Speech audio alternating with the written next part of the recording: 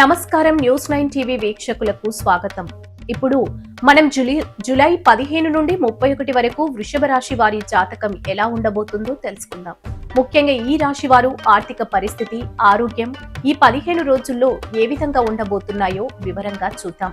వృషభ రాశి వారికి జూలై 15 నుండి 31 వరకు ఆర్థికంగా చాలా అనుకూలమైన ఫలితాలు గోచరిస్తున్నాయని, గతంలో ఎక్కడైనా ఆగిపోయిన డబ్బు చేతికి అందే అవకాశాలు మెండుగా ఉన్నాయి. దీర్ఘకాలికంగా ఉన్న పాత బాకీలు కూడా వసూలవుతాయి. వ్యాపారస్తులకు ఆశించిన లాభాలు అందుతాయి.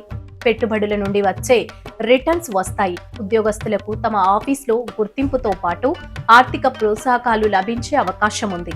ఆదాయం బాగున్నప్పటికీ లగ్జరీ వస్తువులపై ఆడంబరాల అనవసరపు ఖర్చులు చేసి ఆలోచనలు వస్తాయి.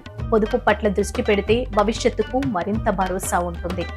ఇక ఆరోగ్య విషయానికి వస్తే వృషభ రాశి వారు తమ ఆహారపు అలవాట్ల పట్ల కాస్త అప్రమత్తంగా ఉండాల్సిన సమయం ఇది. జంక్ ఫుడ్ లేదా బయటి ఆహారం ఎక్కువగా తినడం వల్ల కడుపు నొప్పి, గ్యాస్ట్రిక్ లేదా అజీర్తి సమస్యలు తలెత్తే అవకాశం ఉంది.